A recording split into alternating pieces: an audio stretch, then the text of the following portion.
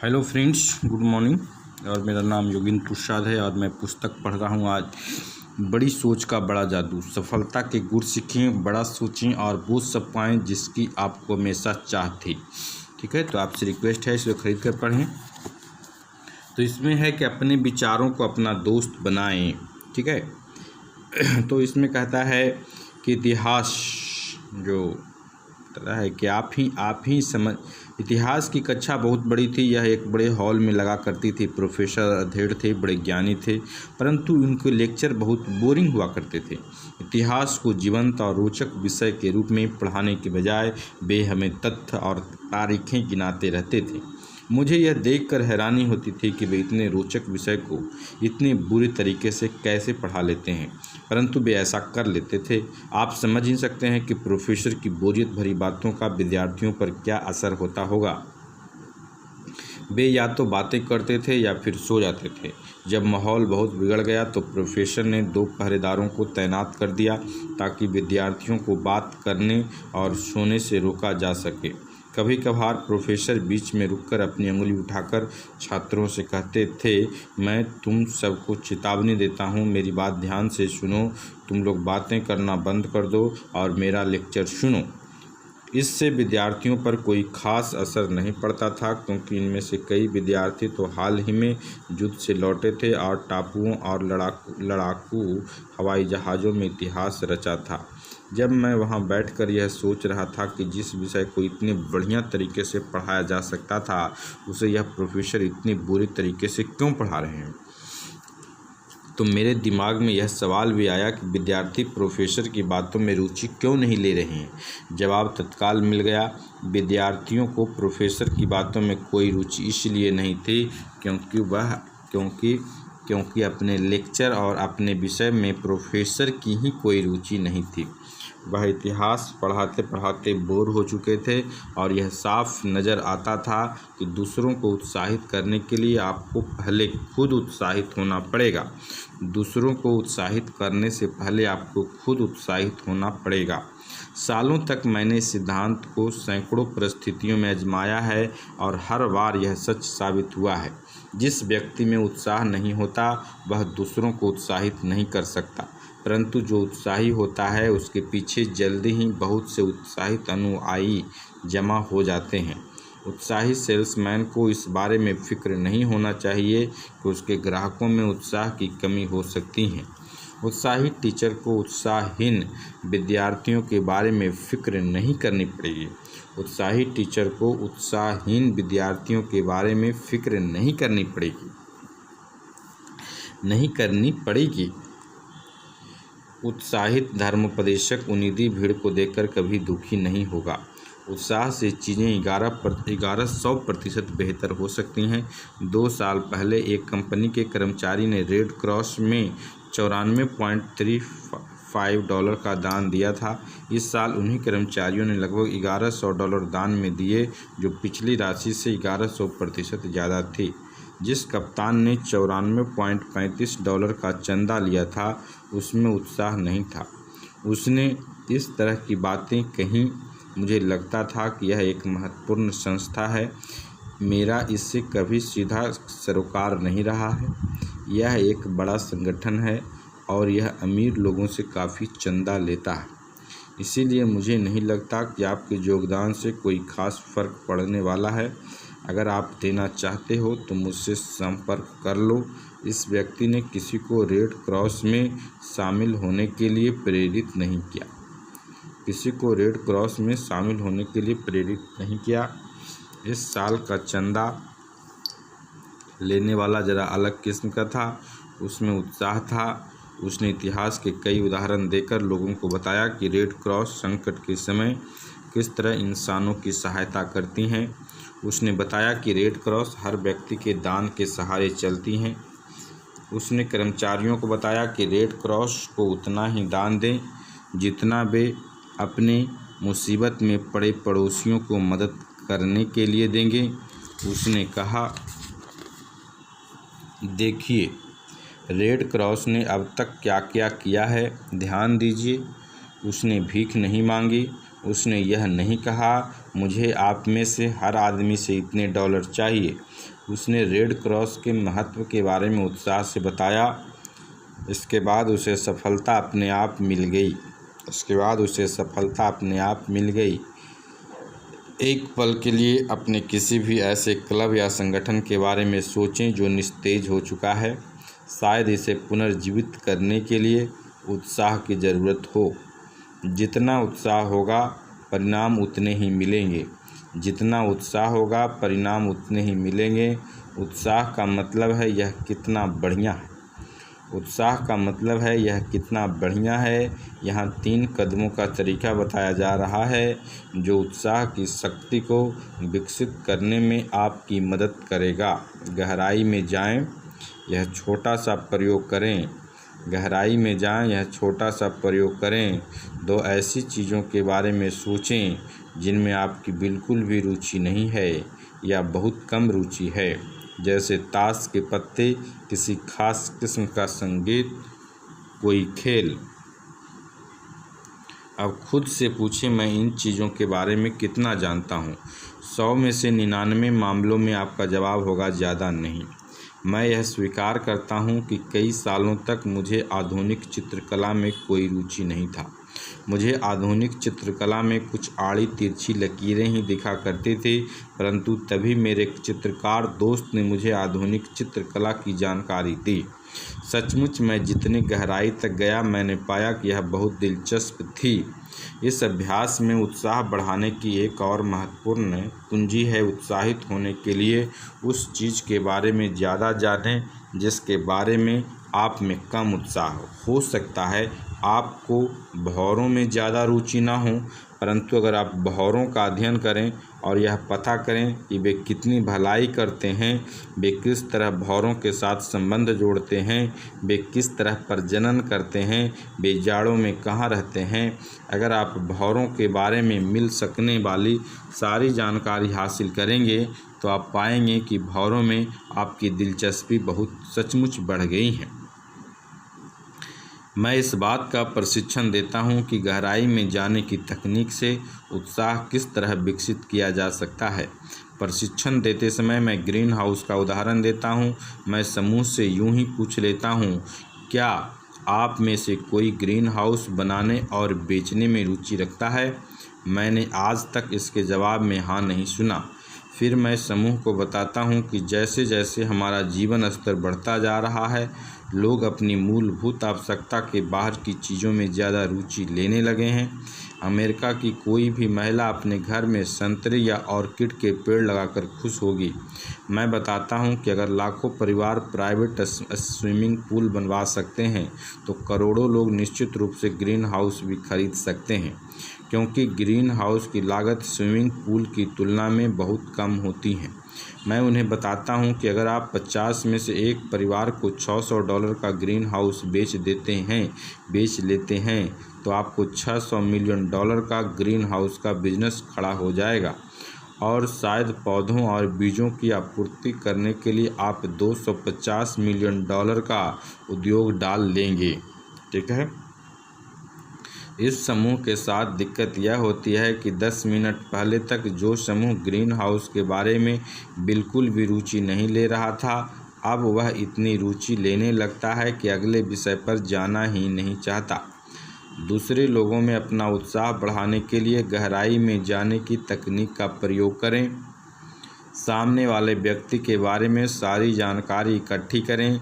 वह क्या करता है, उसका परिवार, उसकी पृष्ठभूमि, उसकी विचार और महत्वाकांक्षा, और आप पाएंगे कि उसमें आपकी रुचि और उत्साह बढ़ रहा है। आप और गहराई में जाएंगे तो आपको निश्चित रूप से साझी दिलचस्पी के विषय मिल जाएंगे। गहराई में जाएंगे तो आपको आखिरकार एक बहुत ही आकर्षक व्यक्ति दिख जाएगा। गहराई में जाने की तकनीक नई जगहों के प्रति भी उत्साह पैदा कर सकती है। कई साल पहले मेरे कुछ दोस्तों ने डेट्रॉइट से फ्लोरिडा के एक छोटे कस्बे में जाकर रहने का फैसला किया।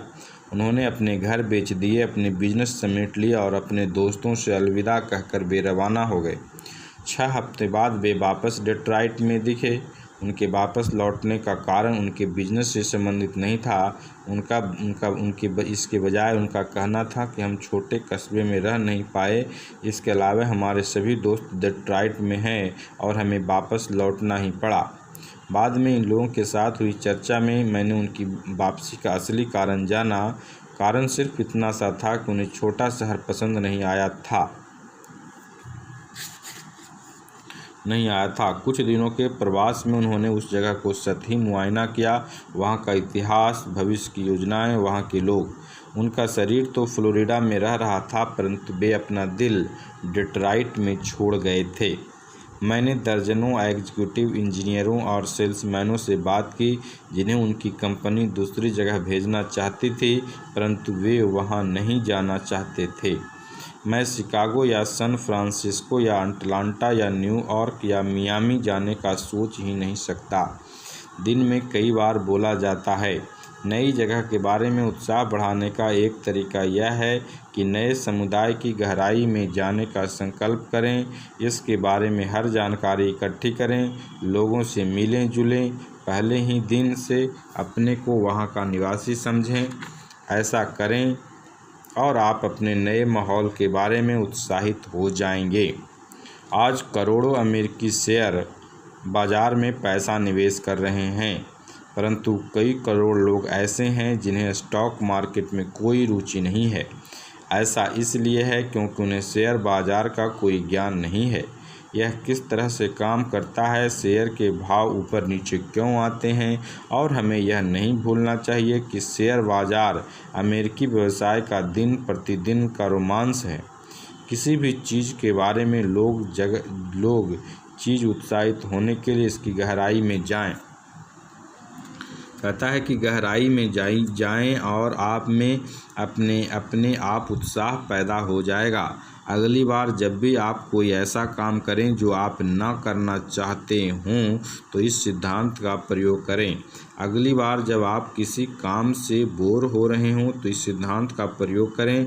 गहराई में जाएं और आपकी रुचि अपने आप जाग जाएगी। हर काम दिल से करें। उत्साह की कमी आपके हर काम में दिखती है, आपकी हर बात में प्रकट होती है। दिल से हाथ मिलाएं। जब हाथ मिलाएं तो ज़रा कस कर मिलाएं। अपने हाथ को यह कहने दें, मुझे आपसे मिलकर खुशी हुई। मुझे आपसे मिलकर खुशी हुई। मैं आपसे दोबारा मिलकर खुश हुआ। कमज़ोर चूहे की तरह हाथ मिलाने से तो अच्छा है कि हाथ ही न मिलाया जाए। इससे लोग सोचते हैं कि यह व्यक्ति जिंदा नहीं है बल्कि मुर्दा है, तभी मुर्दों की तरह हाथ मिला रहा है। यह देखने की कोशिश करें कि क्या कोई सफल व्यक्ति चूहों की तरह हाथ मिलाता है। आप कोशिश ही करते रह जाएंगे और ऐसा लंबे समय तक देख नहीं पाएंगे। दिल से मुस्कुराएं, अपनी आँखों से मुस्कुराएं। कोई भी नकली चिपकी हुई रबर जैसी मुस्कान पसंद नहीं करता। जब मुस्कुराएं तो दिखना चाहिए कि आप मुस्कुरा रहे हैं। अपने थोड़े बहुत दांत दिखाएं। हो सकता है आपके दांत आकर्षक न हों, परंतु इससे कोई खास फर्क नहीं पड़ता। जब आप मुस्कुराते हैं तो लोग आपके दांत नहीं देखते, वे गर्मजोशी से भरे उत्साही व्यक्तित्व को देखते हैं और उसे पसंद करते हैं। दिल से धन्यवाद दें। रूटीन धन्यवाद का मतलब लोग गिलिप कहने की तरह मशीनी अंदाज है। यह सिर्फ एक अभिव्यक्ति है, इससे कुछ भी संप्रेषित नहीं होता, इससे परिणाम हासिल नहीं होते। अपने धन्यवाद को इस तरह कहें ताकि सामने वाला यह सुने, बहुत बहुत धन्यवाद। दिल से बात करें। डॉक्टर जेम्स एफ वेंडर, जो जानी मानी हस्ती हैं, अपनी पुस्तक how to talk well New York McGraw Hill book company 1949 में लिखते हैं, क्या आपकी गुड मॉर्निंग सचमुच गुड है? क्या आपकी बधाई सचमुच उत्साह से दी गई हैं? जब आप कहते हैं कि आप कैसे हैं, तो क्या आप सचमुच जानना चाहते हैं? जब आप अपने शब्दों में भावनाओं का रंग भर देते हैं, तो लोग आपकी बातें ध्यान से सुनने लगते हैं और आपको महत्व देने लगते हैं।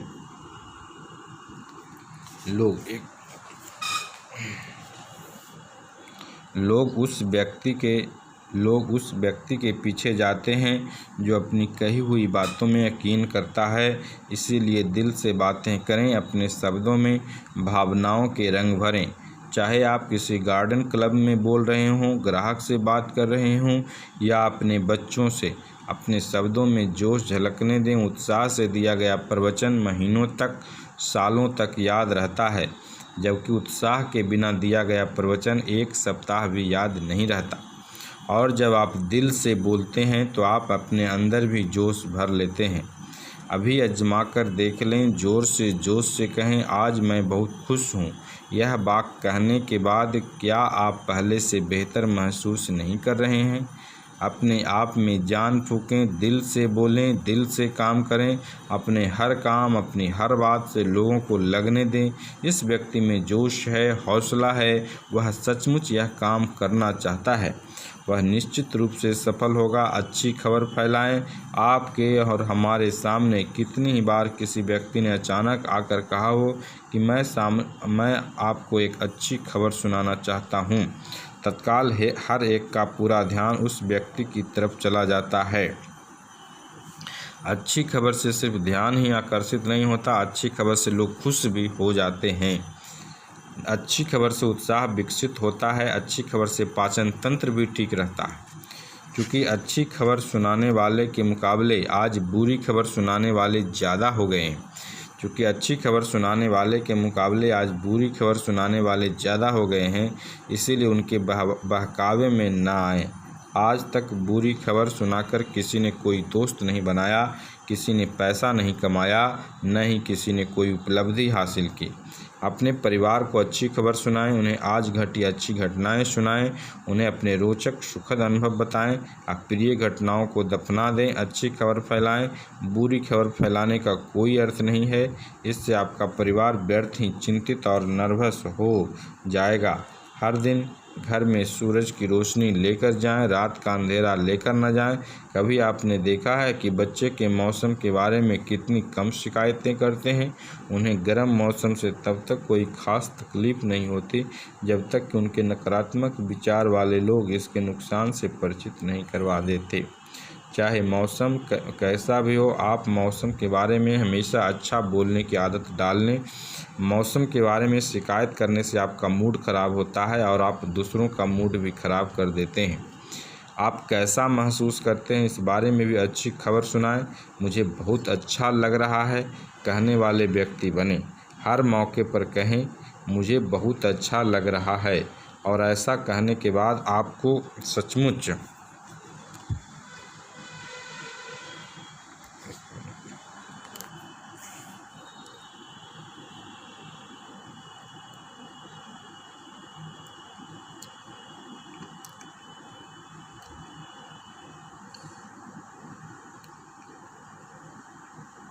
हर मौके पर कहें मुझे अच्छा लग रहा है। ऐसा कहने के सचमुच अच्छा लगने लगेगा। इस तरह से अगर आप लोगों को यह बताएंगे कि मुझे बहुत बुरा लग रहा है, तो आपको सचमुच सब कुछ बुरा लगने लगेगा। हम कैसा महसूस करते हैं, यह काफ़ी हद तक हमारे विचारों पर निर्भर करता है। यह भी याद रखें कि सभी लोग उत्साही व्यक्तियों को पसंद करते हैं। शिकायत करने वालों और आधे मुर्दा लोगों के आसपास रहना किसी को भी पसंद नहीं होता। अपने साथ काम करने वालों की अच्छी खबर सुनाएं, उनका उत्साह बढ़ाते रहें, हर मौके पर उनकी तारीफ करते रहें। कंपनी के सकारात्मक कामों के बारे में उन्हें बताएं, उनकी समस्याएं सुनें, उनकी मदद करने की कोशिश करें, लोगों को प्रोत्साहित करें, उनको सहयोग हासिल करें, उनके अच्छे काम के लिए उनकी पीठ थपथपाएं, उन्हें आशा बंधाइए, उन्हें बताएं कि आपको उन पर, उनकी क्षमताओं पर भरोसा है और आपको यह विश्वास भी है कि वे सफल हो सकते हैं। चिंता करने वालों की चिंता कम करने की कोशिश करें।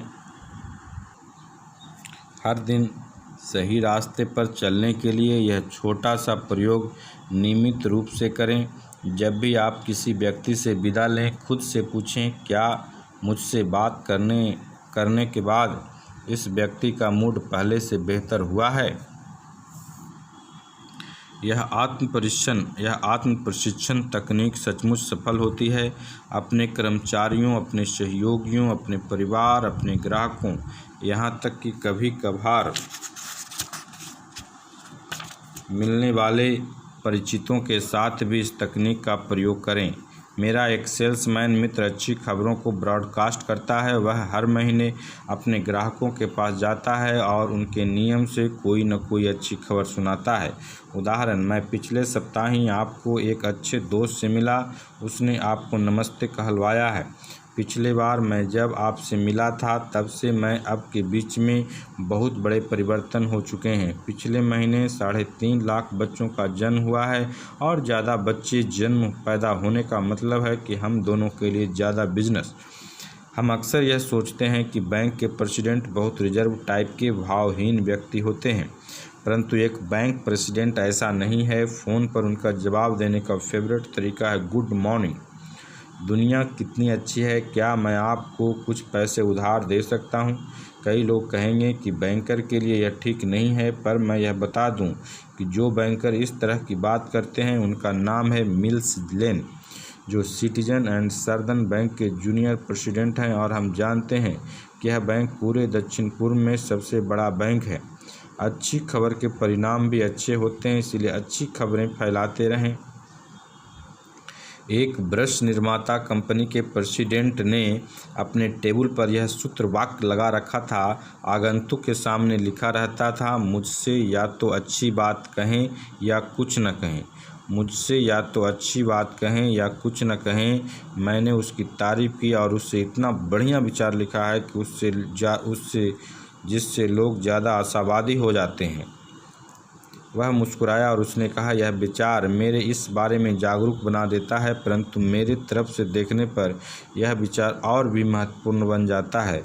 उसने तख्ती को पलट दिया और मैंने देखा कि उसकी तरफ यह विचार कुछ इस तरह लिखा था कि उनसे या तो अच्छी बात कहें या कुछ न कहें, उनसे या तो अच्छी बात कहें या कुछ न कहें।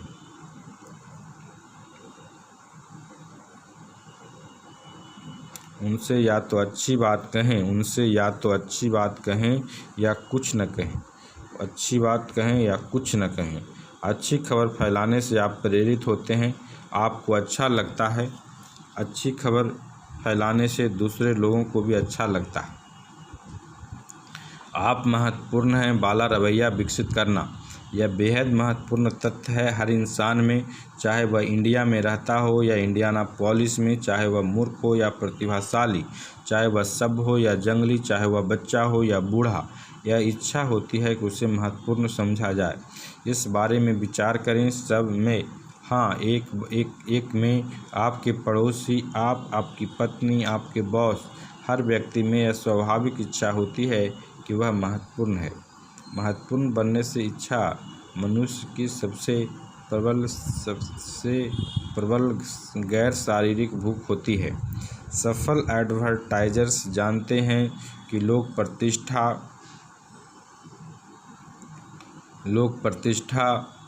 सम्मान, आदर चाहते हैं।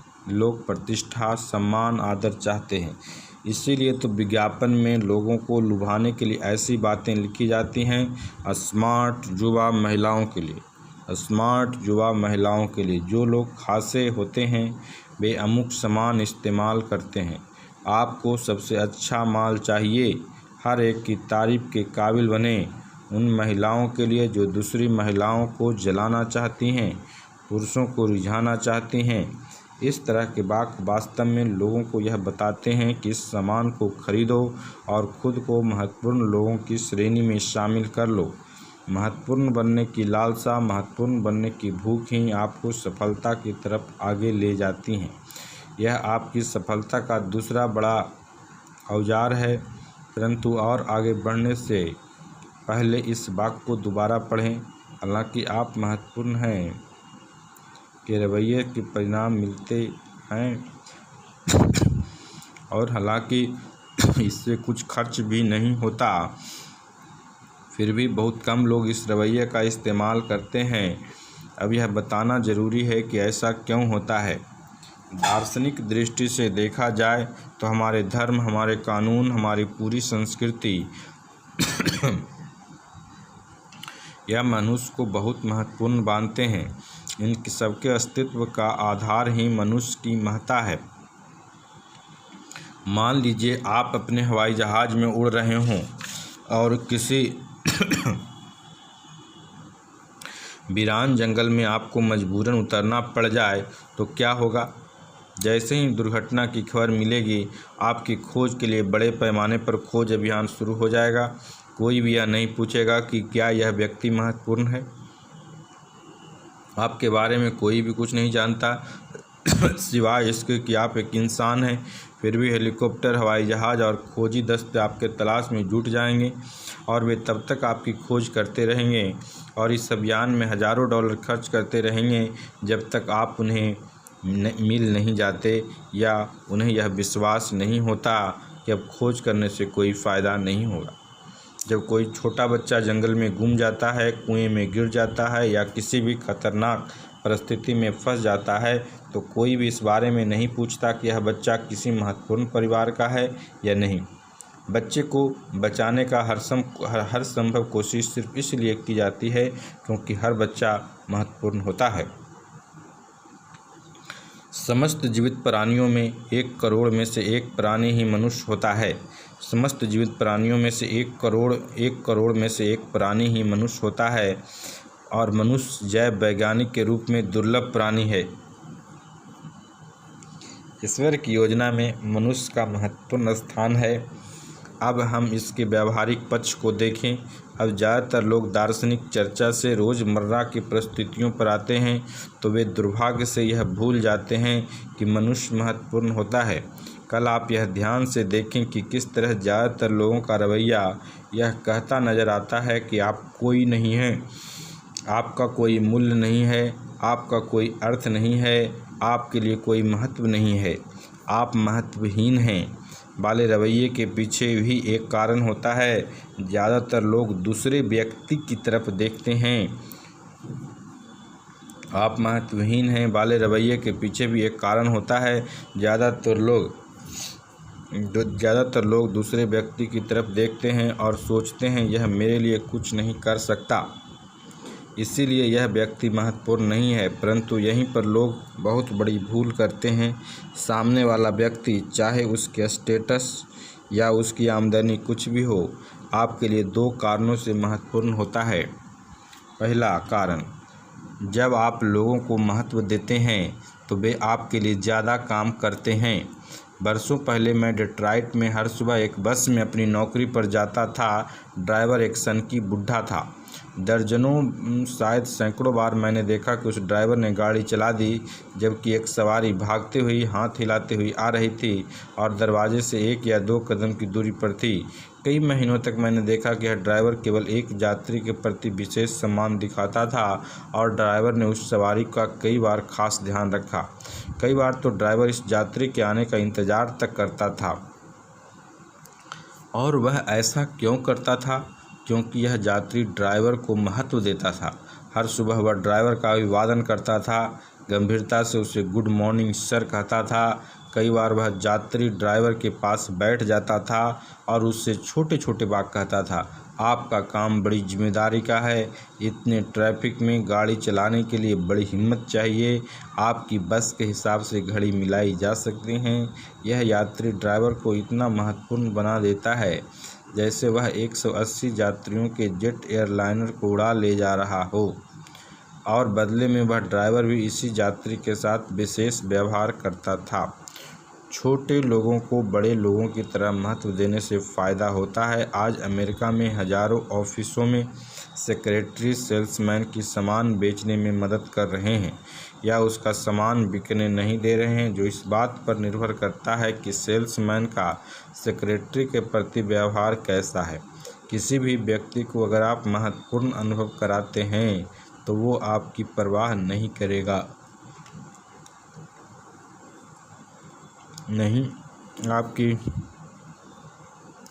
परवाह नहीं गलत हो गया। कहता जब किसी व्यक्ति को अगर आप महत्वपूर्ण अनुभव कराते हैं तो वह आपकी परवाह करने लगेगा, उल्टा हो। और जब आपकी परवाह करेगा तो वह आपके लिए ज़्यादा काम करेगा। अगर आप लोगों को महत्वपूर्ण अनुभव कराएंगे तो ग्राहक आपसे ज़्यादा सामान खरीदेंगे, आपके कर्मचारी आपके लिए ज़्यादा मेहनत करेंगे, आपके सहयोगी आपके साथ ज़्यादा सहयोग करेंगे, आपका बॉस आपकी ज़्यादा मदद करेगा। बड़े लोगों को ज़्यादा बड़े होने का महत्व देना भी फ़ायदे का सौदा है। बड़े सोच वाले व्यक्ति लोगों की सर्वश्रेष्ठ क्षमता के हिसाब से उनका मूल्यांकन करता है। चूँकि वह हमेशा लोगों के बारे में बड़ा सोचता है, इसीलिए वह उनसे सर्वश्रेष्ठ प्रदर्शन करवाने में सफल होता है। यहाँ सामने वाले को महत्व देने का दूसरा बड़ा कारण बताया जा रहा है। जब आप दूसरों को महत्वपूर्ण अनुभव कराते हैं तो आप खुद को भी महत्वपूर्ण अनुभव कराते हैं। एक लिफ्ट ऑपरेटर जो कई महीनों तक मुझे ऊपर नीचे ले जाती रही, बहुत ही समान महत्वहीन सी महिला थी। वह 50 के करीब होगी। वह जरा भी आकर्षक नहीं थी और वह अपने काम में बिल्कुल रुचि नहीं लेती थी। यह स्पष्ट था कि महत्वपूर्ण दिखने की उसकी चाह जरा भी संतुष्ट नहीं हुई थी। वह उन करोड़ों लोगों में से थी जो कई बार महीनों तक ऐसी ज़िंदगी जीते रहते हैं जिस दौरान उन्हें यह नहीं लगता कि कोई उनकी परवाह करता है या जिनकी तरफ ध्यान देता है।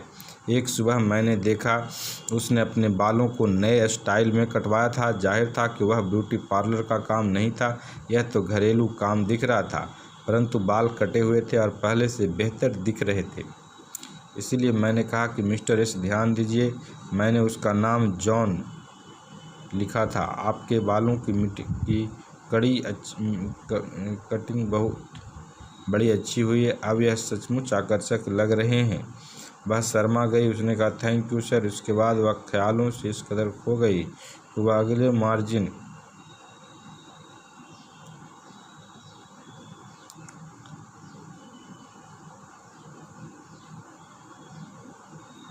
तो अगली सुबह जब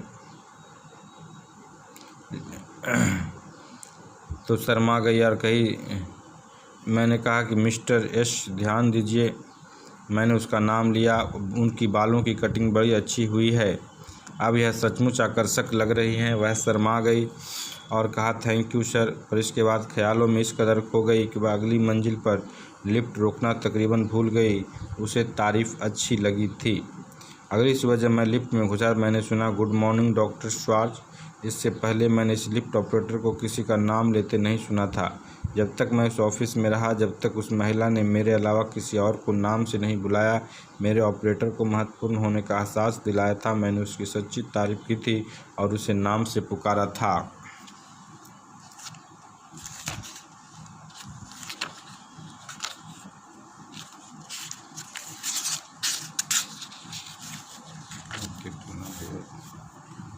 तो मैंने उससे महत्वपूर्ण अनुभव कराया था। अब वह मुझे महत्वपूर्ण अनुभव कराकर एहसान उतार रही थी। हम अपने आप को धोखे में न रखें। जिन लोगों में आत्ममहत्ता का भाव गहराई तक नहीं होता, वे हमेशा औसत ज़िंदगी जीते रहेंगे। जिन लोगों में आत्ममहत्ता का भाव गहराई तक नहीं होता, वे हमेशा औसत ज़िंदगी जीते रहेंगे। अच्छी तरह से इस बात को समझ लें, आपको सफल होने के लिए महत्वपूर्ण अनुभव करना होगा। दूसरे लोगों को महत्वपूर्ण अनुभव कराने के लिए आपको इसलिए फ़ायदा होता है क्योंकि इससे आप ज़्यादा महत्वपूर्ण बन जाते हैं। आजमा कर देखें, तारीफ़ करने की आदत डालें। दूसरों को यह बताने का नियम बना लें कि आप उनके किए हुए काम की तारीफ़ करते हैं। कभी भी किसी को यह महसूस न होने दें कि आप उसके काम को रूटीन काम मान रहे हैं। गर्मजोशी से, सच्ची मुस्कुराहट के साथ तारीफ़ करें। मुस्कुराहट से दूसरों को पता चलता है कि आप उनकी तरफ ध्यान दे रहे हैं और आप उन्हें देखकर खुश हुए। दूसरों को यह बताकर उनकी तारीफ़ करें कि आप उन पर कितने निर्भर हैं। गंभीरता से बोला गया इस शब्द का वाक्य भी, जिम मैं जानता हूँ कि तुम्हारे बिना मेरा काम कैसे चल पाता, लोगों को उनके महत्व का एहसास करा देता है। इसके बाद वे आपके लिए पहले से ज़्यादा और बेहतर काम करते हैं। सच्ची व्यक्तिगत तारीफ़ करने की आदत डालें। लोग तारीफ़ सुनना पसंद करते हैं, चाहे किसी की उम्र 2 साल हो या 20 साल, 9 साल हो या 90 साल। हर मनुष्य तारीफ़ का भूखा होता है। उसे यह विश्वास दिलाया जाना चाहिए कि वह अच्छा काम कर रहा है, वह महत्वपूर्ण है। ऐसा न लगने दे कि आप केवल बड़ी उपलब्धियों की ही सराहना करते हैं। छोटी छोटी बातों पर लोगों को तारीफ का उपहार दें। उनकी वेशभूषा, उनके काम करने का तरीका, उनके विचार, उनकी वफादारी, उनकी मेहनत, उपलब्धियों पर लोगों को चिट्ठी लिखकर उनकी तारीफ करें। किसी विशेष सफलता पर फ़ोन करें या मिलने जाएं। यह सोचने से अपना समय और अपनी मानसिक ऊर्जा बर्बाद न करें कि कौन से लोग बेहद महत्वपूर्ण हैं, कौन से महत्वपूर्ण हैं या कौन से महत्वहीन हैं। किसी के साथ कोई भेदभाव न करें। हर व्यक्ति, चाहे वह स्वीपर हो, कंपनी का वाइस प्रेसिडेंट, आपकी नज़रों में महत्वपूर्ण है। किसी के साथ घटिया व्यवहार करके आप उससे बढ़िया परिणाम की उम्मीद नहीं कर सकते हैं। लोगों के नाम लेने की आदत डालें। हर साल चतुर निर्माता दूसरे निर्माताओं से ज़्यादा ब्रीफकेस, पेंसिल, बाइबल और सैकड़ों दूसरे सामान बेच लेते हैं। कारण होता है कि वे अपने सामान पर खरीदार का नाम लिख देते हैं। लोगों को अपने नाम का संबोधन अच्छा लगता है। जब किसी का नाम लिया जाता है तो उसे ऐसा लगता है जैसे उसके कानों में शहद घोल दिया गया हो। आपको 2 खास बातों का ध्यान रखना चाहिए। नाम का उच्चारण सही करें और उसके स्पेलिंग में गलती न करें। अगर आप गलत उच्चारण करते हैं या गलत स्पेलिंग लिखते हैं तो सामने वाला व्यक्ति समझ सकता है कि आपकी नज़रों में उसका कोई महत्व नहीं है। एक और बात का ध्यान रखें। जब भी आप ऐसे लोगों से बात करें जिन्हें आप ठीक से न जानते हों तो नाम के पहले उचित संबोधन मिस्टर, मिसेज लगाना न भूलें। आपके ऑफिस या चपरासी जोन्स के बजाय मिस्टर जोन्स कहना ज़्यादा पसंद करते हैं। यही आपका अधीनस्थ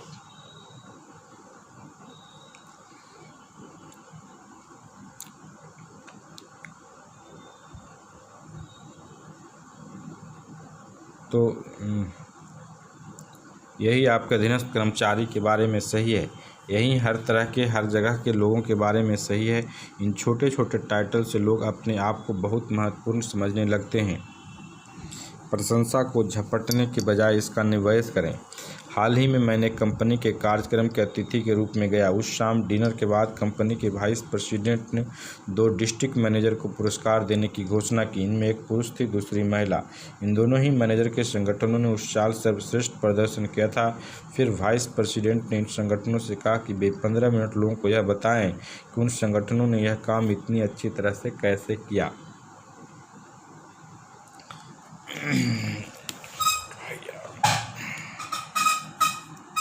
तो पहला डिस्ट्रिक्ट मैनेजर, मुझे बाद में पता चला कि उसे 3 महीने पहले ही मैनेजर बनाया गया था और इसीलिए वह अपने संगठन के शानदार प्रदर्शन के लिए आंशिक रूप से जिम्मेदार था। उठा और उसने लोगों को बताया कि उसने ऐसा किस तरह किया। उसने यह जताया कि जैसे उसके प्रयासों से केवल उसके प्रयासों से ही उस संगठन की बिक्री इतनी बढ़ी। उसके भाषण में बार बार इस तरह के वाक्य आ रहे थे। जब मैंने काम संभाला तो मैंने यह किया कि मैंने वह किया। जब मैं आया तो वो हर चीज़ गड़बड़ थी, परंतु मैंने सब कुछ ठीक कर दिया। यह आसान नहीं था, परंतु मैंने परिस्थिति का अध्ययन किया और मैंने निश्चय किया कि चाहे जो हो मैं सफल होकर दिखाऊंगा। उसके बोलते समय उसके संगठन के सेल्समैनों के चेहरों पर निराशा साफ दिख रही थी। डिस्ट्रिक्ट मैनेजर सफलता का सारा श्रेय खुद ही लिए जा रहा था और उन्हें नज़रअंदाज कर रहा था। रिकॉर्ड सेल में सेल्समैनों की कड़ी मेहनत का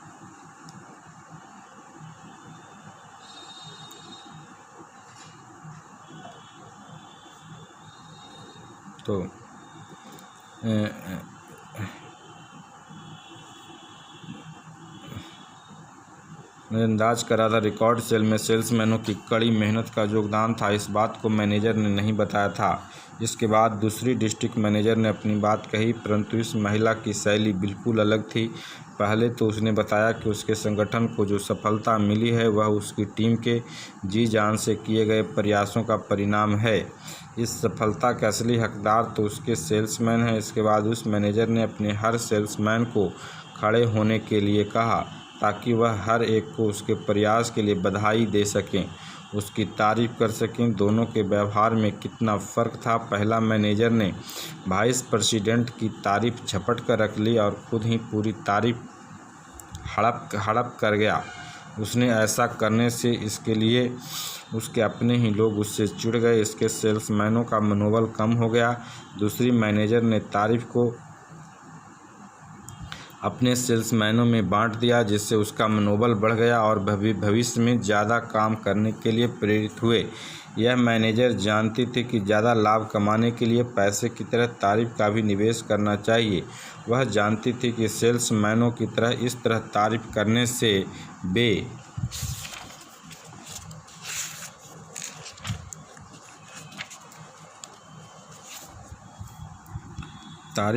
वे अगले साल और ज़्यादा मेहनत करेंगे। याद रखें, प्रशंसा ही शक्ति है। अपने सुपीरियर से मिलने वाली तारीफ़ का निवेश करें। अपने अधीनस्थों तक उस तारीफ़ को पहुंचा दें ताकि वे भविष्य में बेहतर काम करने के लिए प्रेरित हो। जब आप तारीफ़ बांटते हैं तो आपके अधीनस्थ यह समझ लेते हैं कि आप उन्हें मूल्यवान समझते हैं, उन्हें महत्व देते हैं। यहाँ एक दैनिक अभ्यास दिया जा रहा है जिसके बहुत ज़्यादा लाभ होते जा रहे हैं। अपने आप से हर दिन यह पूछें, मैं अपनी पत्नी और परिवार को सुखी बनाने के लिए आज क्या कर सकता हूँ। मैं अपनी पत्नी और परिवार को सुखी बनाने के लिए आज क्या कर सकता हूँ। यह बहुत आसान लगता है, परंतु यह बड़े काम का नुस्खा है। एक शाम मैं सेल्स ट्रेनिंग कार्यक्रम में यह चर्चा कर रहा था, सफल सेल्समैन बनने के लिए सही घरेलू माहौल कैसे बनाएं। अपनी बात को समझाने के लिए सेल्समैनों से पूछा जो अभी शादीशुदा थे, आखिरी बार क्रिसमस को, अपनी शादी की सालगिरह को या अपनी पत्नी के जन्मदिन को छोड़कर आपने कब उसे कोई ख़ास तोहफा दिया था। मैं भी जवाबों को सुनकर हैरान रह गया। 35 सेल्समैन में सिर्फ एक ने पिछले महीने अपनी पत्नी को तोहफा दिया था। समूह में से कईयों का जवाब था 3 से 6 महीने पहले। 1/3 का जवाब था मुझे याद नहीं कि मैंने उसे कभी तोहफा दिया हो।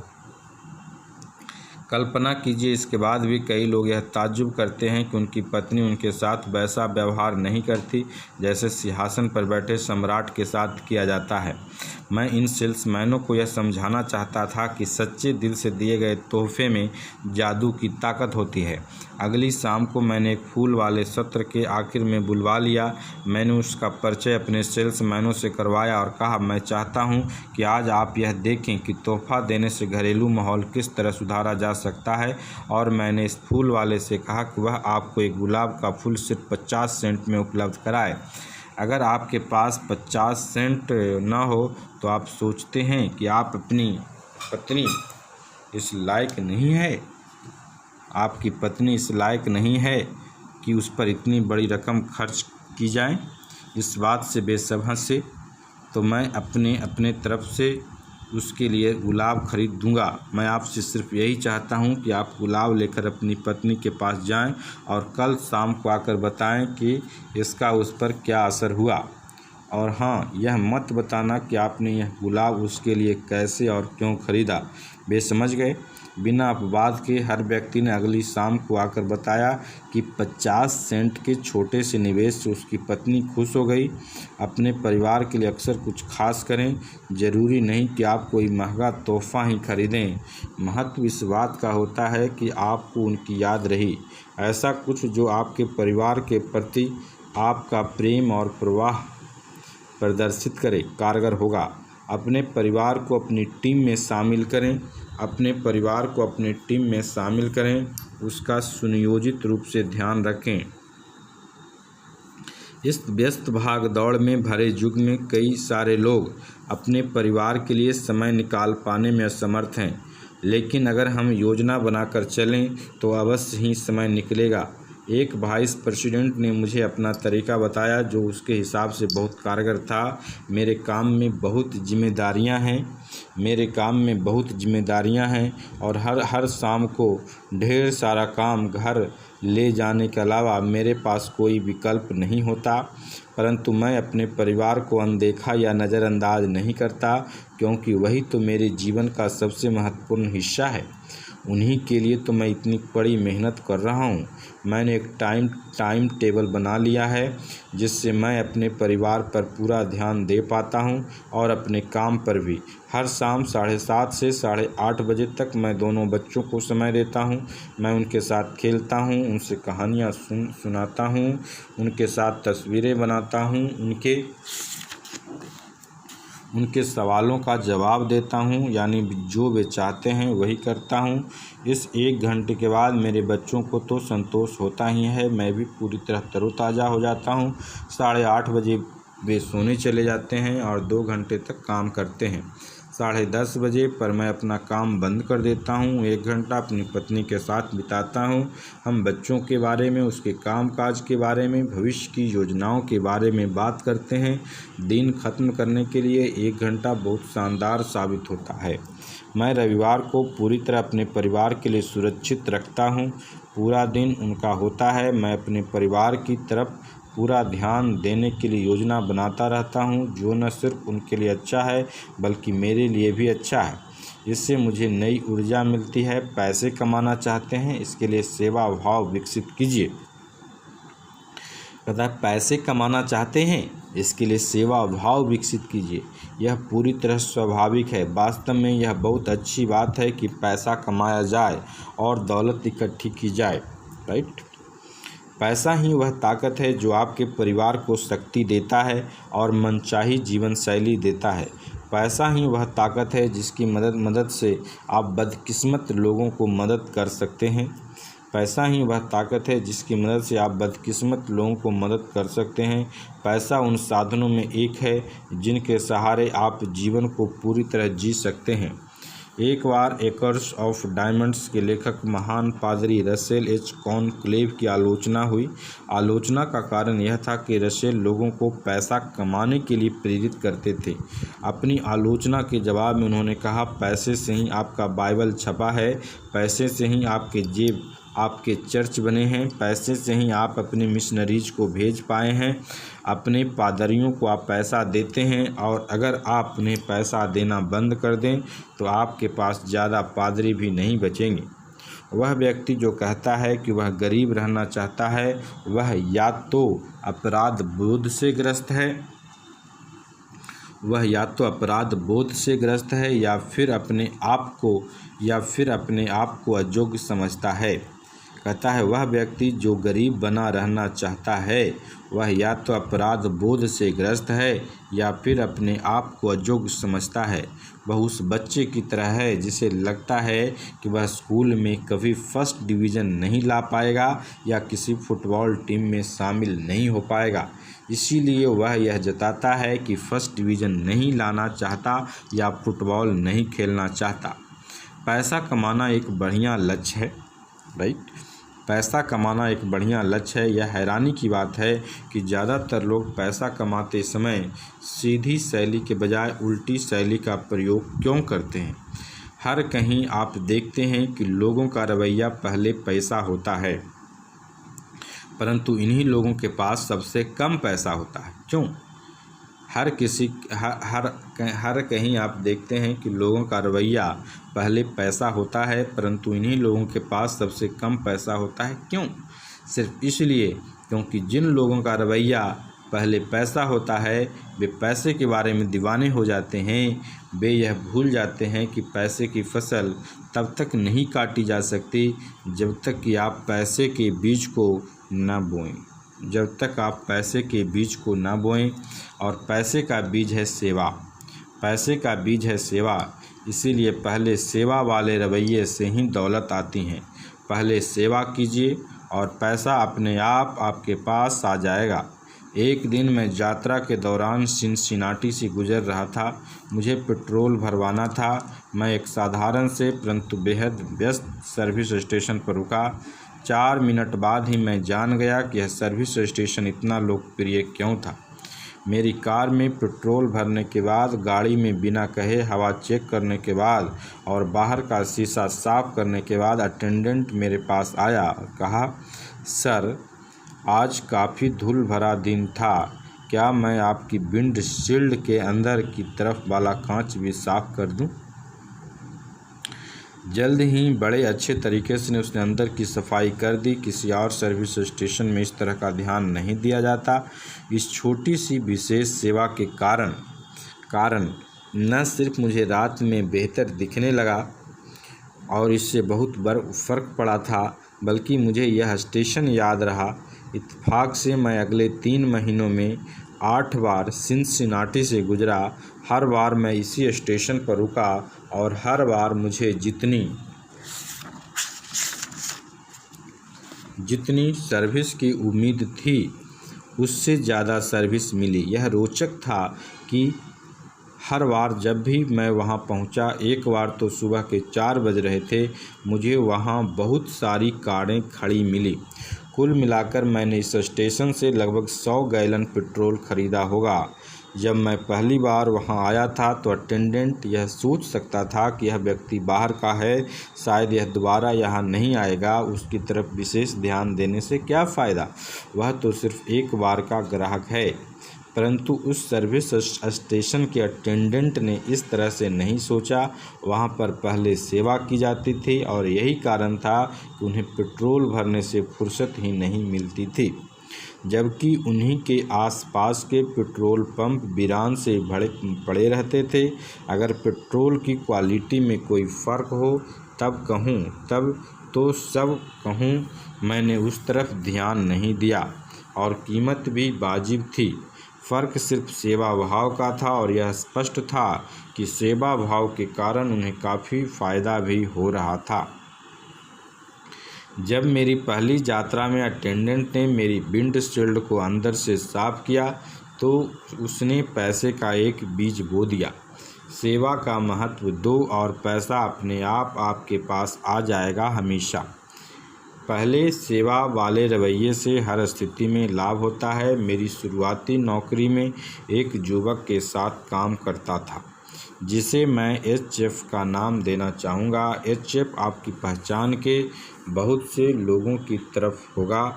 वह इस बात की चिंता किया करता था कि उसके पास पैसा कम था, जबकि उसे पैसे की बहुत ज़रूरत थी। वह हमेशा पैसे की कमी के बारे में ही सोचता रहता था और ज़्यादा पैसा कमाने के तरीके के बारे में कभी विचार नहीं करता था। हर सप्ताह HF ऑफिस के समय अपनी व्यक्तिगत बजट समस्याओं पर काम किया करता था। चर्चा का उसका फेवरेट टॉपिक था, मुझे यहाँ पर सबसे कम तनख्वाह मिलती है, मैं आपको बता दूँ कि ऐसा क्यों होता है। HF का रवैया था कि यह कंपनी इतनी बड़ी है, यह करोड़ों कमा रही है, यह इतने सारे लोगों को इतनी मोटी मोटी तनख्वाह दे रही है, इसीलिए मुझे भी ज़्यादा तनख्वाह मिलनी चाहिए। जब तनख्वाह बढ़ाने की बारी आती थी तो HF को अनदेखा कर दिया जाता था। जब ऐसा कई बार हो चुका तो एक दिन उसने फैसला किया कि वह जाकर ज़्यादा तनख्वाह की मांग करेगा। 30 मिनट बाद HF गुस्से से वापस लौटा। उसके चेहरे पर साफ लिखा था कि अगले महीने भी उसे उतनी ही तनख्वाह मिलने वाली है जितनी कि इसे इस महीने मिली थी। तत्काल HF ने अपनी भड़ास निकालना शुरू कर दिया। हे भगवान, मेरा तो तन बदन में आग लग गई। जब मैंने तनख्वाह बढ़ाने की बात की तो जानते हो बुढ़े ने क्या कहा? उसने यह पूछने की जुर्रत की कि आपको ऐसा क्यों लगता है कि आपकी तनख्वाह बढ़ानी चाहिए। मैंने उसके सामने बहुत से कारण गिना दिए। HF ने कहा कि मैंने उसे बताया कि कई बार मुझसे जूनियर लोगों को प्रमोशन दिया गया। मैंने उसे बताया कि मेरा खर्च दिनों दिन बढ़ता जा रहा, मेरी तनख्वाह वहीं पर अटकी हुई है। मैंने उसे बताया कि ऑफिस में मुझसे जो काम कहा जाता है मैं वह काम कर देता हूँ। इसके बाद मेरी तनख्वाह क्यों नहीं बढ़नी चाहिए? मुझे ज़्यादा तनख्वाह की ज़रूरत थी, परंतु मुझे ज़्यादा पैसे देने के बजाय आप उन लोगों की तनख्वाह बढ़ा रहे हैं जिन्हें इसकी इतनी ज़्यादा ज़रूरत नहीं है। और जानते हैं इसके बाद उसने मेरे साथ कैसा व्यवहार किया? HF ने आगे कहा, उसने ऐसा व्यवहार किया जैसे मैं भीख मांग रहा हूँ। उसने कहा कि जब तुम्हारा रिकॉर्ड बताएगा कि तुम ज़्यादा तनख्वाह के योग्य हो तो तुम्हें अपने आप ही ज़्यादा तनख्वाह मिलने लगेगी। अवश्य ही मैं बेहतर काम कर सकता हूँ अगर वे मुझे इसके लिए ज़्यादा पैसे दें, लेकिन एक बेवकूफ़ ही वह करेगा जिसका उसे पैसा नहीं मिलता। एक बेवकूफ़ी वह करेगा जिसका उसे पैसा नहीं मिलता। एचएफ उस प्रजाति का एक उदाहरण है जो यह नहीं देख पाती कि पैसा कैसे कमाया जाता है। उसकी आखिरी टिप्पणी में उसकी गलती का सारांश था। एचएफ चाहता था कि पहली कंपनी उसकी तनख्वाह बढ़ाए, फिर वह बेहतर काम करेगा, परंतु सिस्टम इस तरह काम नहीं करता। बेहतर प्रदर्शन के बारे में आपकी तनख्वाह नहीं बढ़ जाती। इसके लिए आपको बेहतर प्रदर्शन करके आपको दिखाना होगा। आप तब तक पैसे की फसल नहीं काट सकते जब तक आपने पैसे के बीज को नहीं बोया हो, और पैसे की बीज है सेवा। सेवा को पहले नंबर पर रखें और मेवा यानी कि पैसा अपने आप आपके पास आ जाएगा। यह सोचें कि कौन सा निर्माता फिल्मों से ज़्यादा पैसे कमाता है। फटाफट अमीर बनने वाला निर्माता एक फिल्म बनाता है। वह पैसे को मनोरंजन सेवा से ज़्यादा महत्व देता है। वह एक खराब स्क्रिप्ट खरीदता है, घटिया लेखकों से इसकी घटिया पटकथा लिखवाता है। अभिनेताओं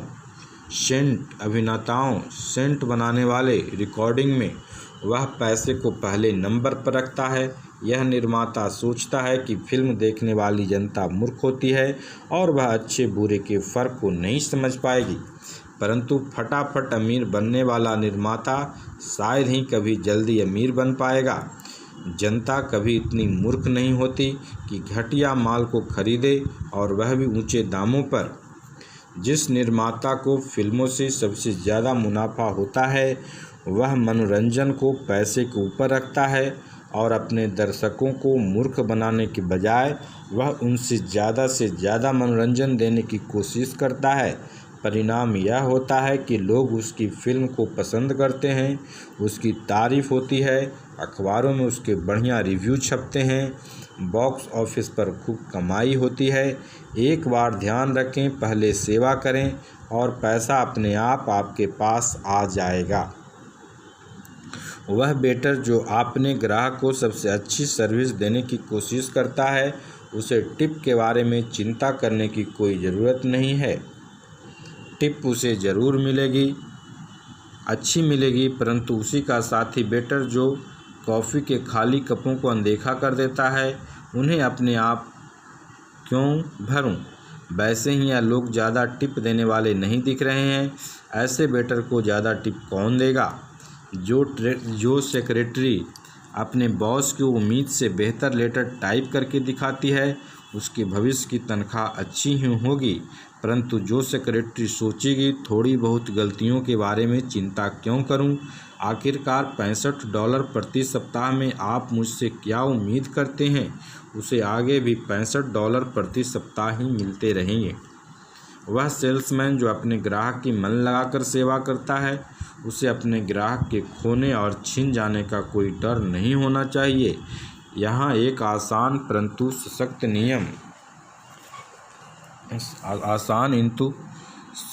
नियम दिया जा रहा है कि जो आपको बताएगा कि आप किस तरह पहले सेवा का रवैया रखें। लोग जितनी उम्मीद करते हैं, लोगों को हमेशा उससे ज़्यादा दें। थोड़ा अतिरिक्त देने से आप पैसे का बीज बो देते हैं। देर तक रुककर इच्छा से काम करना, डिपार्टमेंट के सामने आई किसी मुश्किल समस्या का दूर करना भी पैसे का बीज बोना है। ग्राहक की अधिकतर सेवा कर देना भी पैसे का बीज बोना है, क्योंकि इससे ग्राहक आपके पास बार बार आता है। कार्य क्षमता को बढ़ाने के लिए नए विचार बताना भी पैसे का बीज बोना है। पैसे के बीज से पैसे का पेड़ उगता है और पैसे के फल लगते हैं, परंतु पैसे के इस बीज का नाम है सेवा। इसीलिए सेवा को बो दें और पैसे की फसल काटें। हर दिन कुछ समय इस सवाल का जवाब देने में बिताएं, मैं किस तरह अपेक्षा से ज़्यादा करके दिखा सकता हूं, और दिमाग में जो जवाब आए उन पर अमल करें। सेवा को पहले नंबर पर रखें और पैसा अपने पास अपने आप आपके पास आ जाएगा। संक्षेप में, सफलता की तरफ आगे ले जाने वाले रवैयों को विकसित करें। तो इसमें है कि में उत्साह है का रवैया विकसित करें। आप में जितना उत्साह होगा आपको उतने ही अच्छे परिणाम मिलेंगे। आप 3 तरह से अपने आप में उत्साह भर सकते हैं। गहराई में जाएं। जब आपको चीज़ें नीरस लगी तो उसके बारे में ज़्यादा से ज़्यादा जानने की कोशिश करें, इससे उत्साह बढ़ता है। हर काम दिल से करें। आपकी मुस्कुराहट, आपका हाथ मिलाना, आपकी चर्चा, आपकी चाल, हर बात में उत्साह और गर्मजोशी दिखनी चाहिए। जिंदा दिली से काम करें। अच्छी खबर फैलाएं। किसी भी व्यक्ति ने बुरी खबर सुनाकर कोई अच्छी चीज़ हासिल नहीं की है। दूसरा, आप महत्वपूर्ण हैं का रवैया विकसित करें। जब आप लोगों को महत्वपूर्ण अनुभव कराते हैं तो लोग आपके लिए ज़्यादा काम करते हैं। 3 बातें याद रखें। हर मौके पर तारीफ़ करें। लोगों को महत्वपूर्ण अनुभव कराएं। लोगों को उनको नाम से बुलाएं। तीसरा, पहले सेवा वाला रवैया विकसित करें। पैसा अपने आप आपके पास आ जाएगा। हर काम में नियम बना लें। लोग आपसे जितनी उम्मीद करते हैं आप उससे ज़्यादा ही दें। Okay, thanks, bye bye.